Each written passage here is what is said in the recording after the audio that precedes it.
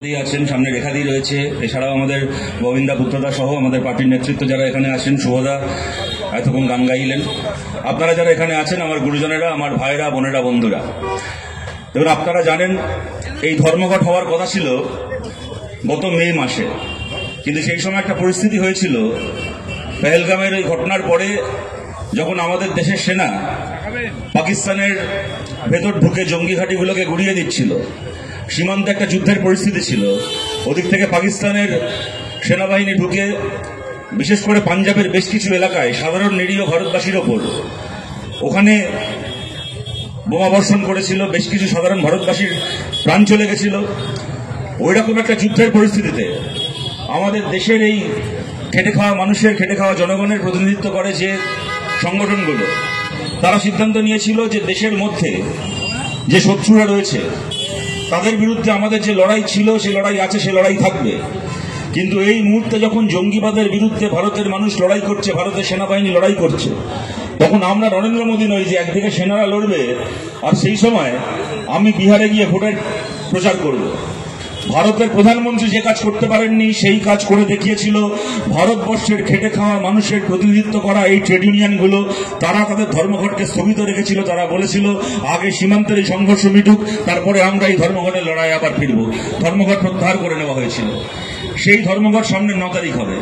ধর্মঘটের সমর্থনে এবং আমাদের রাজ্যে এখন যা চলছে, আমাদের দেশে এখন যা চলছে, এর বিরুদ্ধে মানুষের মতামতকে তুলে ধরার জন্য আপনারা সবাই এই ধর্মঘটের লড়াই সামিল হন। আমরা আপনাদের সবার কাছে আবেদন করছি, ধর্মঘটের বিষয় নিয়ে, যে বিষয় নিয়ে শ্রমকোট থেকে শুরু করে যে বিভিন্ন দাবি দাওয়া নিয়ে এই ধর্মঘট, সেই সম্পর্কে কমরেড মধুজা সেন রায় আমাদের পার্টির এবং ট্রেড ইউনিয়নের নেত্রী আপনাদের সামনে বিশদে বলবেন। আমরা বলা বলি করছিলাম যে একই কথা দুজন মিলে দুরকমভাবে বলার কোনো মানে হয় না, তাই আমি সেই বিষয়গুলোর মধ্যে খুব বেশি করে যাচ্ছি না। আমি সাধারণভাবে আপনাদেরকে একটা কথা বলছি, কয়েকটা কথা। দেখুন, এখানে দাঁড়িয়ে ঘন্টার পর ঘন্টা তৃণমূলের চুরি নিয়ে, খুন নিয়ে, ধর্ষণ নিয়ে, তোলাবাজি নিয়ে গালাগাল দিয়ে যাওয়া যায়, কিন্তু আপনারা জানেন ওই গালাগাল দিয়ে কোনো লাভ নেই তৃণমূলকে। ওই গালাগাল খেয়ে তৃণমূলের জীবনে চুরি করা বন্ধ হবে না। গালাগাল খেয়ে চুরি করা বন্ধ থাকলে বহুভাগে বন্ধ হয়ে যেত। তৃণমূলকে আপনাদের এমন একদিনে চেনা হয়ে গেছে, এটা এমন একটা পার্টি, গালাগাল খেয়ে ছাগল ঘাস খাওয়া বন্ধ করে দেবে কোনদিন, কিন্তু তৃণমূল ঘুষ খাওয়া বন্ধ করবে না। এদেরকে গালাগাল দিয়ে আপনাদেরও সময় নষ্ট, আমাদেরও সময় নষ্ট। আমি সেই সমস্ত কথার মধ্যে না গিয়ে আপনাদেরকে বলছি, আমাদের রাজ্যে এবং আমাদের দেশে আমরা বামপন্থীরা, বামপন্থী আন্দোলন একটা অত্যন্ত কঠিন সময়ের মধ্যে দিয়ে যাচ্ছে। এটা যেমন সত্যি, তেমন আবার এইটাও সত্যি। এই কঠিন সময়ের মধ্যে আমরা সামনের দিকে এগোতে চাই, কতগুলো কাজ আমরা সামনের দিকে তাকিয়ে করতে চাই। এই মুহূর্তে আমাদের বাংলার বিধানসভায় কোনো আসন নেই, কোনো এমএলএ নেই, লোকসভায় কোনো বাংলা থেকে কোনো এমপি নেই। 11 মাস পরে বিধানসভার আবার ভোট হবে। এখন যদি এখানে দাঁড়িয়ে আমি বলি যে 11 মাস পরে যখন ভোট হবে, কোনো চিন্তা নেই, আমরা 0 থেকে 200 হয়ে গিয়ে এক কথায় গভর্নমেন্ট তৈরি করে ফেলবো। বলার জন্য জোর করে বলা যায়, কিন্তু কথাটা আমিও খুব জোর দিয়ে বলতে পারবো না, আপনারাও বিশ্বাস করে শুনবেন না। তাই আমি ওই সমস্ত ভবিষ্যৎবাণীর মধ্যে যাচ্ছি না। আমরা কটা আসন পাবো, আমরা 20টা পাবো না 50টা পাবো না 200টা পাবো, মানুষ ঠিক করবেন, সাধারণ মানুষ ঠিক করবেন। সাধারণ মানুষ মনে করেছেন আমরা 34 বছর সরকার চালিয়েছি, মানুষ মনে করেছেন আমরা পরাজিত হয়েছি। যদি মানুষ মনে করেছেন আবার দায়িত্ব দেবেন, আমরা মাথায় করে সেই দায়িত্ব নেব।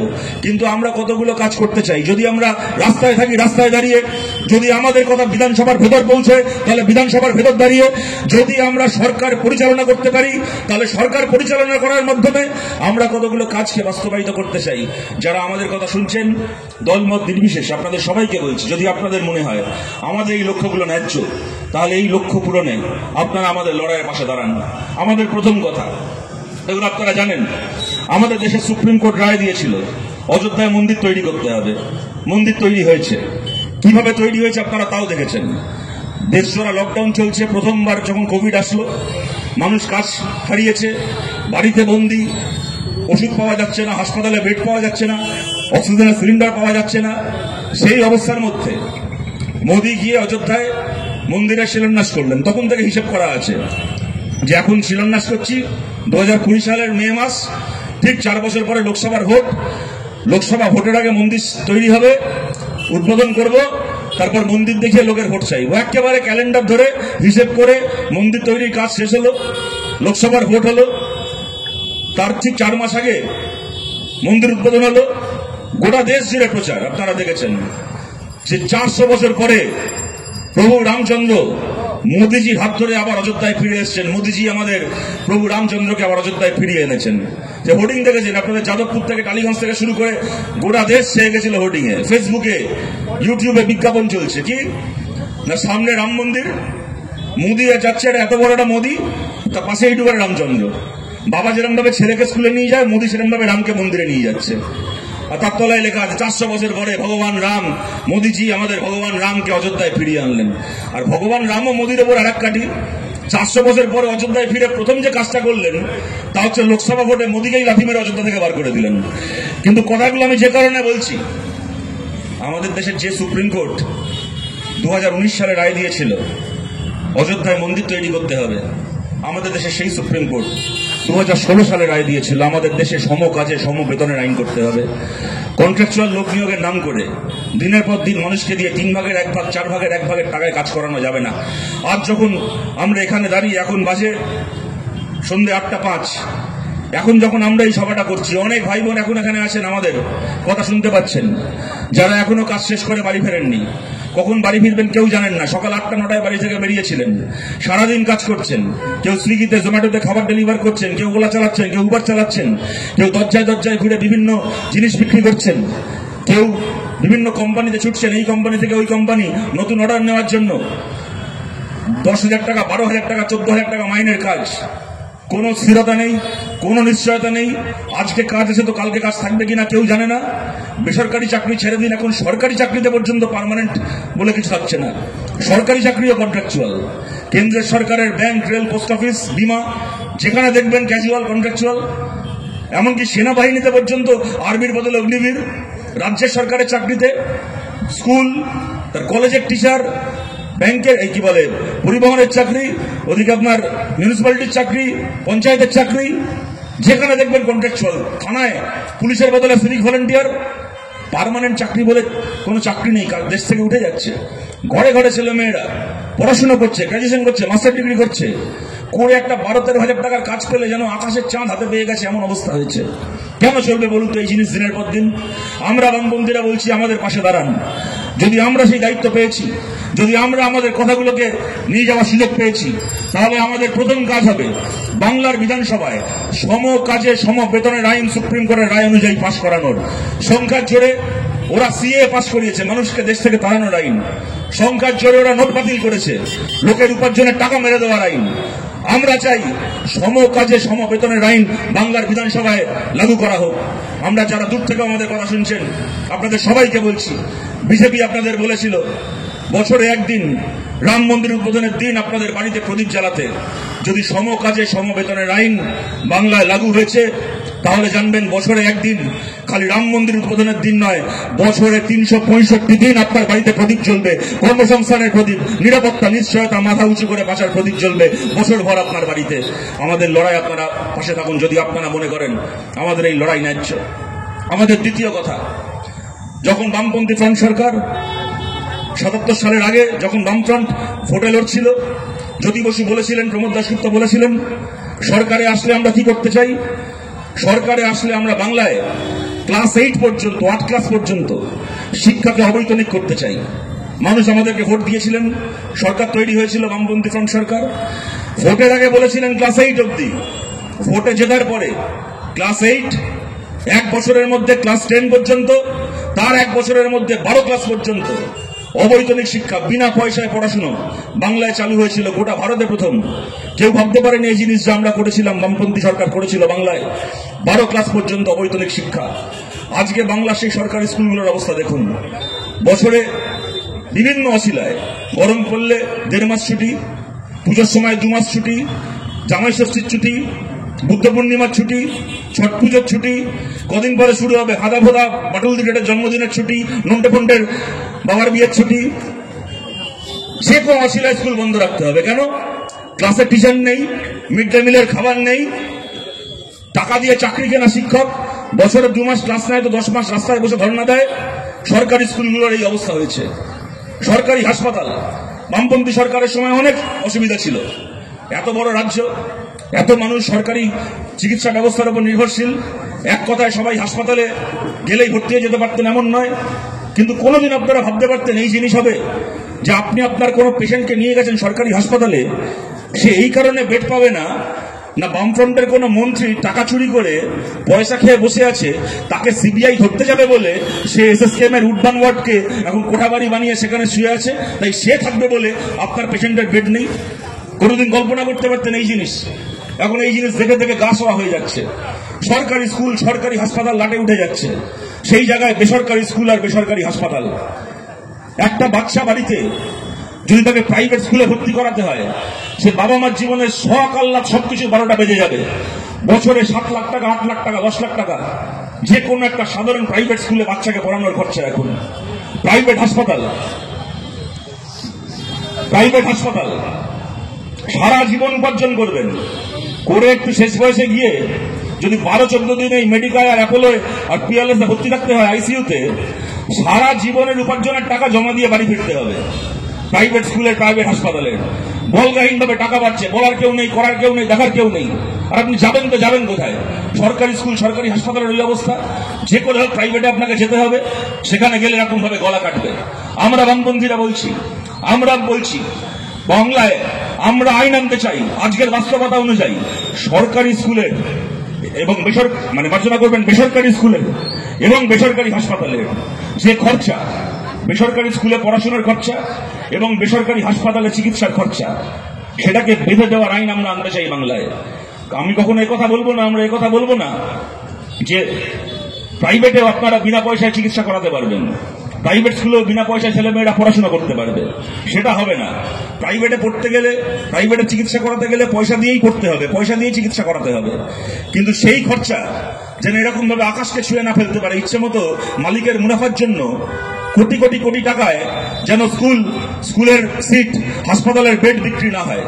এই যাবতীয় প্রাইভেট স্কুলগুলো, যাবতীয় প্রাইভেট হাসপাতালগুলো সরকারের থেকে 1 টাকায় বিঘের পর বিঘে জমি পায়, 1000 রকমের ট্যাক্সে ছাড় পায় এরা। কেন না? এরা বলে যে আমাদের ব্যবসা আর 5টা ব্যবসার মতো নয়, আমরা জনসেবায় ব্যবসা করছি। শিক্ষকতা, ছেলে মেয়েদের পড়ানো, চিকিৎসা, এগুলো জনসেবা, এগুলো মানব সেবা। আমাদেরকে এই সুবিধা দিতে হবে। 1000 রকমের সুবিধা, 1000 রকমের ছাড় পায় সরকারের কাছ থেকে। টাকা নেওয়ার বেলা একেবারে সোনার উপর হিরে বেচে যারা, তাদের থেকে বেশি মুনাফা করে শিক্ষা বেচে যারা, স্বাস্থ্য বেচে যারা। কেন এই জিনিস চলবে দিনের পর দিন? আপনারা জানেন এই আইন একমাত্র আমরা করতে পারি। কোনোদিন বিজেপির ক্ষমতা হবে না, কোনোদিন তৃণমূলের ক্ষমতা হবে না এই প্রাইভেট মালিকদের বিরুদ্ধে গিয়ে এই আইন করার। কেননা এই সমস্ত প্রাইভেট মালিকের কাছ থেকে ইলেকট্রাল বন্ডের পয়সা খেয়ে এদের পার্টি চলে, এই বড় বড় কর্পোরেটদের কাছে হাত পেতে এদের দল চলে। আর আমরা বামপন্থীরা, আমরা এই বড় বড় কর্পোরেটের 2 পয়সার খাইও না, এদের 2 পয়সার পড়িও না। তাই এদেরকে আমরা 2 আনার পাত্তাও দিই না। আমাদেরকে নিয়ে ওরা ব্যঙ্গ করে, বলে যে সিপিএম কৌটো নাচানো পার্টি, সিপিএম কৌটো নাচিয়ে দল চালায়। আমরা গর্ব করে বলি, হ্যাঁ আমরা কৌটো নাচানো পার্টি, আমরা কৌটো নাচিয়ে দল চালাই। আমরা কৌটো নাচাই মানে কি? আমরা রাস্তায় দাঁড়িয়ে সাধারণ মানুষের সামনে কৌটো নাচাই। আমরা মমতা ব্যানার্জির মতো সুদীপ্ত সেনের অফিসে গিয়ে কৌটো নাচাই না। আর আমরা মোদির মতো আদানি আর আম্বানির বাড়ির চৌকাটে গিয়ে কৌটো নাচাই না। কোন কর্পোরেটের সামনে কৌটো নাচাই না, কোন কর্পোরেটকে 2 পয়সার পাত্তাও দিই না। বেসরকারি স্কুল, কলেজ এবং বেসরকারি হাসপাতালের খরচাকে বেঁধে দেওয়ার এই আইন আমরা আনতে চাই। এবং তার সঙ্গে আমরা বলছি সরকারি স্কুলের ক্ষেত্রে এর আগে বামপন্থী ফ্রন্ট সরকার 12 ক্লাস পর্যন্ত সরকারি স্কুলে পড়াশোনা বিনা মাইনের করে গেছিল। যদি আপনাদের আশীর্বাদে, আপনাদের ভালোবাসায় আমরা যদি আবার সুযোগ পাই বাংলায় নতুন করে সরকার পরিচালনা করার, যদি আপনাদের আশীর্বাদে, আপনাদের শুভেচ্ছায় যদি আমরা সেই দায়িত্ব পাই, তাহলে আমরা বলছি আমাদের পরের কাজ হলো যেটা 12 ক্লাস পর্যন্ত বাংলায় অবৈতনিক শিক্ষা ছিল, সেইটা এবার গ্রাজুয়েশন, মাস্টার ডিগ্রি পর্যন্ত বাংলার কলেজে, বিশ্ববিদ্যালয়ে শিক্ষা সম্পূর্ণ বিনা পয়সায় হবে। বাংলার ছেলে মেয়েদের পা থাক মাটিতে, মাথা আকাশকে স্পর্শ করুক, মাস্টার ডিগ্রি পর্যন্ত 1 পয়সা না দিয়ে বাংলার কলেজে, ইউনিভার্সিটিতে বাংলার ছেলে মেয়েরা পড়বে। সেই আইন আমরা বাংলায় করতে চাই, সেই আইনকে আমরা লাগু করতে চাই। আমাদের 3 নম্বর কথা, আরজি করের ঘটনা আপনারা জানেন। কদিন আগে কসবার ওই কলেজের ঘটনা, তাও আপনারা দেখেছেন। এই ঘটনাগুলোর বর্ণনায় নতুন করে করার কোনো মানে হয় না। আপনারা সব জানেন, সব দেখেছেন, রাতের পর রাত জেগেছেন আপনারা সবাই। গত বছর অগাস্ট মাসে, দেখতে দেখতে 1 বছর হতে চলল, গত বছর 14ই অগাস্ট থেকে শুরু করে এই গোটা যাদবপুর, বাঘাযতীন, পেছনে গড়িয়া, সামনে 8B হয়ে যাদবপুর থানা, এই সমস্ত চত্বর আমি এখানে জন্মেছি, ছোট থেকে বড় হয়েছি, কোনোদিন এই রাস্তাগুলোর এই চেহারা দেখিনি। অনেক মিটিং মিছিল দেখেছি, কিন্তু এই চেহারা দেখিনি যে চেহারা গত আগস্ট মাসে আমরা দেখেছিলাম। প্রতিরোধের এমন বসন্তকাল কোনোদিন বাঙালি সমাজের আগে দেখেনি। অনেক জরুরি প্রশ্ন উঠেছিল। যে প্রতিবাদ শুরু হয়েছিল একটা ধর্ষণ, একটা খুনের ঘটনা থেকে, সেই প্রতিবাদ খালি একটা ধর্ষণ, একটা খুনে আটকে থাকেনি। আরো হাজারটা প্রশ্ন তুলেছিল। সেই অভয় আন্দোলন, তিলোত্তমা আন্দোলন, আর্জি কর আন্দোলন, আমরা যে নামেই ডাকি না কেন।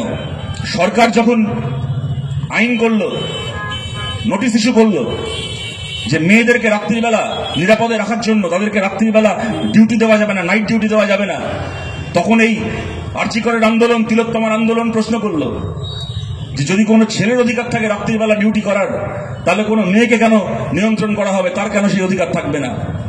তার থেকেও জরুরি প্রশ্ন তার পরের প্রশ্নটা, এই তিলোত্তমার আন্দোলন, অভয়ের আন্দোলন প্রশ্ন করলো যে শুধুমাত্র কাজের জন্য, ডিউটির জন্য কেন? যদি কোনো মেয়ের ইচ্ছে করে রাত্রিবেলা এমনি কোনো বন্ধুর সঙ্গে রাস্তায় দাঁড়িয়ে আড্ডা মারবে, কোথাও পার্টি করতে যাবে, কারোর বাড়িতে যাবে বেড়াতে, কোনো ক্লাবে যাবে, পাবে যাবে, ডিস্কে যাবে, যা ইচ্ছে করবে, সিনেমা দেখতে যাবে, তাহলেই বা একটা মেয়েকে বারবার পেছন ফিরে তাকাতে হবে কেন? তার পেছন পেছন কেউ আসছে কিনা? একটা মেয়ে নিজের ইচ্ছে মতো রাত্রিবেলা খোলা মনে চলাফেরা করতে পারবে না কেন? এই আন্দোলন থেকে প্রশ্ন উঠলো। এই আন্দোলন প্রশ্ন করলো কেন আজ এই জিনিস হবে? গ্রামের ক্ষেত মজুর থেকে শুরু করে সল্টলেক সেক্টর 5 পর্যন্ত সমযোগ্যতায় আজও কোন ছেলের থেকে কোন মেয়ের মজুরিকে, কোন মেয়ের মাইনে কম হবে, তার স্যালারি স্ট্রাকচার কম হবে, ধরেই নেওয়া হবে যাই যোগ্যতা থাক না কেন, যেহেতু সে মেয়ে, সেহেতু তার প্রোডাক্টিভ ক্যাপাসিটি কম, সেহেতু তার দেওয়ার ক্ষমতা কম, তার কাজের ক্ষমতা কম, তার মাইনে কম হবে। আজকের এই পৃথিবীতেও কেন এই জিনিস হবে? এরকম হাজার হাজার প্রশ্ন, যে প্রশ্নগুলো আমাদের সমাজে বকেয়া ছিল, এই প্রশ্নগুলো উঠল। আর মমতা ব্যানার্জি কি করলেন? কতগুলো বাই ইলেকশনের রেজাল্ট দেখিয়ে যাবতীয় প্রশ্নকে ছাই চাপা দিয়ে দিলেন। বলে দিলেন বাই ইলেকশন হয়েছে, আমরা জিতেছি, তোমরা হেরে গেছো, তোমাদের যাবতীয় প্রতিবাদ মিথ্যে, তোমাদের যাবতীয় প্রশ্ন মিথ্যে, খালি আমরা যা বলছি তাই সত্যি। আমরা বামপন্থীরা বলছি ওই একটা প্রশ্নকেও আমরা বামপন্থী হারাতে দেব না, ওই একটা প্রশ্নকেও আমরা বামপন্থীরা মিথ্যে হতে দেব না। অভয়ার এই আন্দোলন থেকে যা যা প্রশ্ন উঠে এসেছিল এই সমাজে, সেই প্রতিটা প্রশ্নের উত্তর দেবে বামপন্থীরা। উত্তর দেওয়ার দায়িত্ব আমরা বামপন্থীরা আমাদের কাঁধে তুলে নেব। এবং আমরা বলছি, এর আগে আমরা লোকসভা ভোটের সময় এটা বলেছিলাম, আমরা কোনো আসন জিততে পারিনি, তাই আমরা কাজটা করতে পারিনি।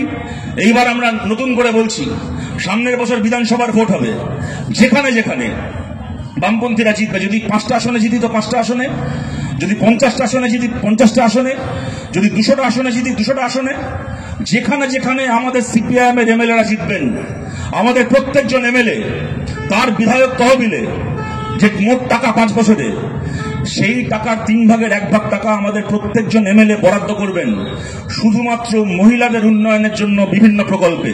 মেয়েদের স্কুল তৈরি করা, মেয়েদের জন্য কলেজ তৈরি করা, যে স্কুলগুলো এখন প্রাইমারি আছে সেগুলোকে সেকেন্ডারি করা, যেগুলো সেকেন্ডারি আছে সেগুলোকে হায়ার সেকেন্ডারি করা, গ্রামের দিকে আইসিডিএস অঙ্গনওয়াড়ি সেন্টারগুলোকে শক্তিশালী করা, বিভিন্ন জায়গায় বিভিন্ন ট্রেনিং সেন্টার যেখানে সেলাইয়ের কাজ, আরো মোবাইল রিপেয়ারিং থেকে শুরু করে মেকআপ আর্টিস্টের কাজ, আরো 5টা হাতের কাজ যারা শিখতে চান সেই ট্রেনিং এর ব্যবস্থা করা, মেয়েদের জন্য karate coaching centre, kung fu coaching সেন্টারের ব্যবস্থা করা।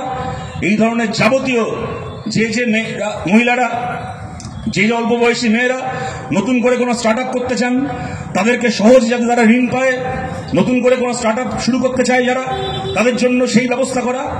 এই ধরনের প্রকল্পে 3 ভাগের 1 ভাগ টাকা আমাদের প্রত্যেকজন বিধায়ক যেখানে যেখানে আপনারা দায়িত্ব দেবেন সেখানে সেখানে সেই টাকা বরাদ্দ হবে। এবং আমরা বাংলার সিলেবাসে, স্কুলে যে সিলেবাস আছে, কলেজে যে সিলেবাস আছে, যে পড়াশোনা হয় বাংলায়, আমরা তার মধ্যেও পরিবর্তন আনতে চাই। পরিবর্তন তো সবাই আনে। আমাদেরকে বলেছিল, আমাদেরকে সমালোচনা করত যে আমরা নাকি সিলেবাসে, আমরা নাকি শিক্ষায় অনিলায়ন করেছিলাম। আর এখন মমতায়ন দেখছেন আপনারা। রাজ্যের সরকার সিদ্ধান্ত নিয়েছে বাচ্চাদের স্কুলে সুকান্ত ভট্টাচার্যের কবিতা পড়ানো হবে না, কাজী নজরুল ইসলামের কবিতা পড়ানো হবে না, তার বদলে বেচারাম মান্না আর পার্থ চ্যাটার্জির জীবনী পড়ানো হবে। আর মমতা ব্যানার্জির লেখা ওই কাকের ঠ্যাং বগের ঠ্যাং বই বাচ্চাদেরকে বাধ্য করা হবে ওই বই পড়তে। মমতা বন্দ্যোপাধ্যায়ের কবিতার বই, মমতা বন্দ্যোপাধ্যায়ের প্রবন্ধের বই সরকার থেকে সার্কুলার করেছে, স্কুলের সিলেবাসে ঢোকানো হয়েছে, বাচ্চাদের মাথায় সব ছাইপাশ গেলানো হবে। আমরা বলছি ওরা পরিবর্তন এনেছে, ওরা মমতা ব্যানার্জির বই পড়াচ্ছে, ওরা বেচারাম মান্নার জীবনী পড়াচ্ছে। বাংলা স্কুলের সিলেবাসে, বাংলার কলেজের সিলেবাসে পরিবর্তন আমরাও আনবো। আমরা কি পরিবর্তন আনতে চাই? আমরা বলছি আমাদের সমাজে কোনো ছেলেও যখন ছোট থেকে বড় হবে, তার সিলেবাসে, স্কুলের শিক্ষায়, তার সামাজিক শিক্ষায়, পারিবারিক শিক্ষায় একটা ছেলেকেও এমন ভাবে বড় করতে হবে, একজন পুরুষকেও এমন ভাবে বড় করতে হবে যাতে সেও লিঙ্গ সাম্যের চেতনা নিয়ে বড় হতে পারে।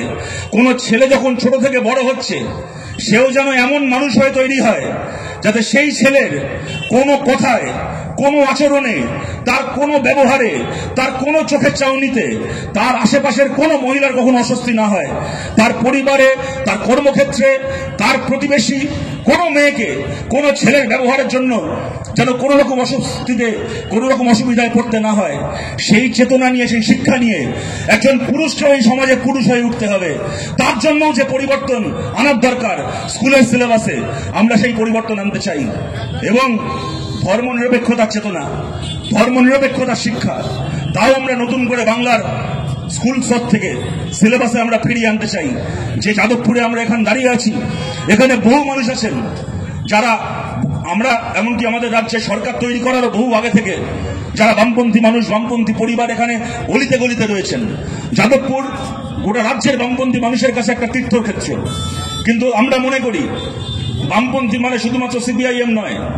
আমরা কখনো এটা মনে করি না পৃথিবীর সব ভালো লোক খালি সিপিএমে আছে। আমরা জানি আমাদের পার্টির বাইরেও আরো বহু মানুষ আছেন, বিশেষ করে যাদবপুর, টালিগঞ্জের মতো এলাকায় বা আরো বিভিন্ন এলাকায় যারা বামপন্থী মানুষ। হয়তো সবাই সব প্রশ্নে সিপিএম এর সাথে একমত নন, কিন্তু তারাও বামপন্থী। অনেক গণতান্ত্রিক মানুষ আছেন, মানুষের ভালো চান, প্রগতিশীল মানুষ, বহু মানুষ আছেন। আপনাদের সবার কাছে বলছি, আরএসএস এর বিরুদ্ধে, আরএসএস এর এই ধর্মীয় রাজনীতি, এই ফ্যাসিবাদী রাজনীতির বিরুদ্ধে আমাদের যে লড়াই, আমাদের যে প্রতিরোধ, তা খালি রাজনৈতিক নয়, সামাজিক সাংস্কৃতিক যে লড়াই, সেই লড়াই আপনাদের সবাইকে আমরা আমাদের পাশে চাই। আপনারা দেখেছেন এরা বলেছিল লাল হাটাও বাংলা বাঁচাও। লাল হাটালো মানে কি? এসএফআই খালি কলেজের ভোটে লড়তে পারবে না, সিপিএম পাড়ায় কর্পোরেশন ভোটে পোলিং এজেন্ট দিতে পারবে না, পঞ্চায়েতে লড়াই করতে পারবে না, খালি সেই অবধি আটকে থাকেনি। সমস্ত ক্লাব থেকে শুরু করে, সামাজিক প্রতিষ্ঠান থেকে শুরু করে সর্বত্র এরা গায়ের জোরে দখল করেছে।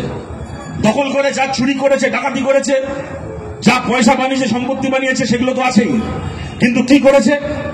যেটা বাঙালির গর্ব ছিল, বাঙালি সমাজের গর্ব ছিল, যে আমাদের সমাজে একটা প্রগতিশীল সাংস্কৃতিক ঐতিহ্য আছে, তার 12টা বাজিয়েছে, তার সর্বনাশ করেছে। যে স্কুলের কলেজের অনুষ্ঠানে আগে কবির সুমনের গান হতো, নচিকেতার গান হতো। আমি বিশেষ করে এই দুটো নাম বললাম এই কারণে, মানে এরা সিপিএম বিরোধী। এই সুমন, নচিকেতা, এরা সিপিএম কে গালাগাল না দিয়ে এক গ্লাস জল খায় না।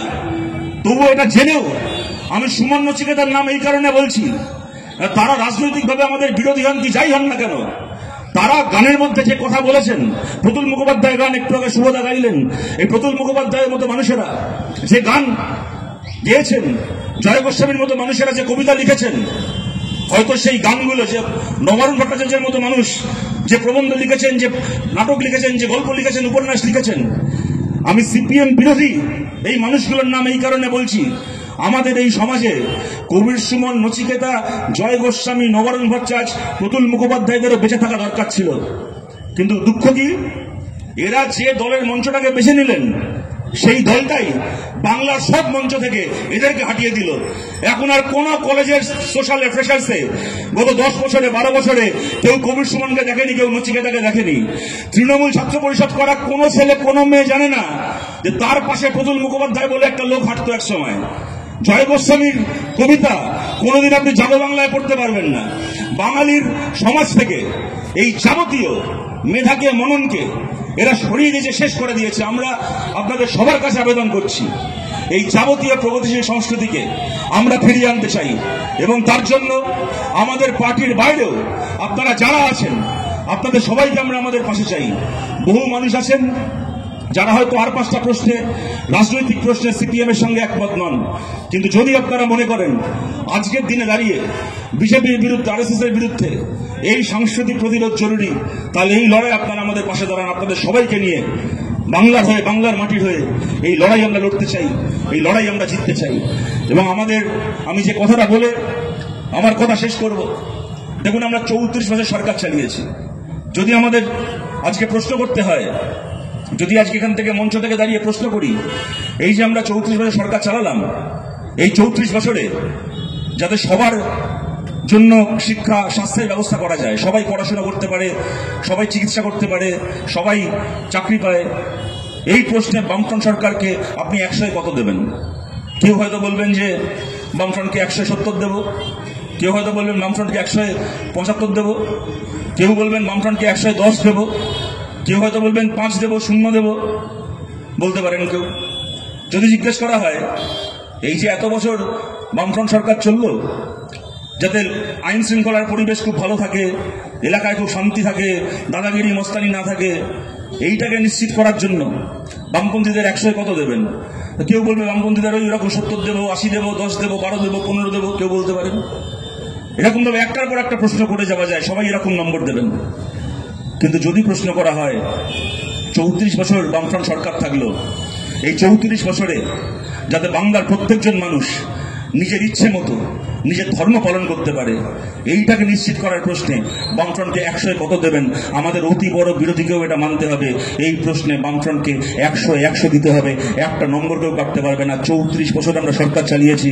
যেরকম মুর্শিদাবাদের ইমাম সাহেবের মতো কোনো ইমামকে নিজের সন্তানকে দাঙ্গায় হারাতে হয়নি, তেমন মার্শাল্লাহ করবেন আসানসোলের ইমাম সাহেবের মতো কোনো ইমামকে নিজের সন্তানকে দাঙ্গায় হারাতে হয়নি, তেমন মুর্শিদাবাদের হরগোবিন্দ দাসের মতো, চন্দন দাসের মতো কোনো হিন্দু মানুষকেও দাঙ্গায় খুন হতে হয়নি। যেরকমভাবে কোনোদিন গায়ের জোরে কেউ মহরমের তাজি আটকাতে যায়নি, সেরকম যোগেশচন্দ্র ল কলেজের মতো কোথাও পুলিশের সিকিউরিটি গার্ড দাঁড় করিয়ে সরস্বতী পুজোও করতে হয়নি। তার জন্য কোনোদিন জ্যোতিবাবুকে, বুদ্ধদেব ভট্টাচার্যকে, মমতা ব্যানার্জির মতো সকালবেলা ঘুম থেকে উঠে কালীঘাটে কালী পুজো দিয়ে, দুপুরবেলা রেড রোডে গিয়ে নামাজ পড়ে, বিকেলবেলা গঙ্গার ঘাটে গিয়ে ছট পুজোর কলা ভাসাতে হয়নি। ধর্মের জায়গায় ছিল, রাজনীতির জায়গায় ছিল। যার রাজনীতি করেছে, মানুষ নিজের ইচ্ছে মতো যাবতীয় রাজনৈতিক দলাদলির ঊর্ধ্বে উঠে নিজের ধর্ম পালন করেছেন। সেই দিনকে আমরা বাংলায় ফিরিয়ে আনতে চাই। আপনাদের সবার কাছে আবেদন করছি, আমরা বামপন্থীরা, আমাদের মধ্যে কে ধর্ম মানে, কে ধর্ম মানে না, কে পুজো করে, কে নামাজ পড়ে না পড়ে, প্রশ্ন সেইটা নয়। আমাদের পার্টিতে গুনলে হয়তো দেখা যাবে বেশিরভাগ মানুষই কোনো ধর্ম সরাসরি প্র্যাকটিস করেন না। কিন্তু আমরা সিপিআইএম একটা কথা পরিষ্কার করে বলতে চাই, এই নিয়ে আমাদের বিরুদ্ধে অনেকের অনেক প্রচার আছে, অনেক কথা বলতে পারেন, কিন্তু একটা ব্যাপারে আমাদের প্রত্যেকের বোঝাপড়া পরিষ্কার থাকতে হবে। আমরা সিপিআইএম মনে করি ভারত ধর্মনিরপেক্ষ রাষ্ট্র। ধর্মনিরপেক্ষতা মানে আমরা মনে করি না যে ভারতে সবাইকে নাস্তিক হতে হবে। আমাদের কাছে ধর্মনিরপেক্ষতা মানে নাস্তিকতা নয়, আমাদের কাছে ধর্মনিরপেক্ষতা মানে পরমত সহিষ্ণুতা। মানুষ ধর্ম মানবেন, মানুষ নিজের ঈশ্বরকে মানবেন, মানুষ আল্লাহকে মানবেন যার মানতে ইচ্ছে করে, কিন্তু মানুষ অন্যের ধর্মকে সম্মান করবেন, জোর করে অন্যের ধর্মকে ছোট করতে যাবেন না। এই পরমত সহিষ্ণুতাই আমাদের কাছে ধর্মনিরপেক্ষতা। আমরা কাউকে নাস্তিক হতে বলি না। যিনি পুজো করতে চান 100 বার করবেন, মাথা উঁচু করে করবেন। যিনি নামাজ পড়তে চান 100 বার নামাজ পড়বেন, মাথা উঁচু করে নামাজ পড়বেন, আল্লাহর কাছে মাথা নামিয়ে নামাজ পড়বেন, নিজের আস্থার সঙ্গে নামাজ পড়বেন। কিন্তু তার জন্য অন্যের ধর্মকে অপমান করতে হবে না, অন্যের ধর্মকে ছোট করতে হবে না। আমাদের কাছে ধর্মনিরপেক্ষতার মানে এইটা। আমরা চাই শুধুমাত্র রাজনীতি থেকে এই ধর্মকে ব্যবহার করে রাজনীতি করাকে বন্ধ করতে শুধুমাত্র নয়, আমরা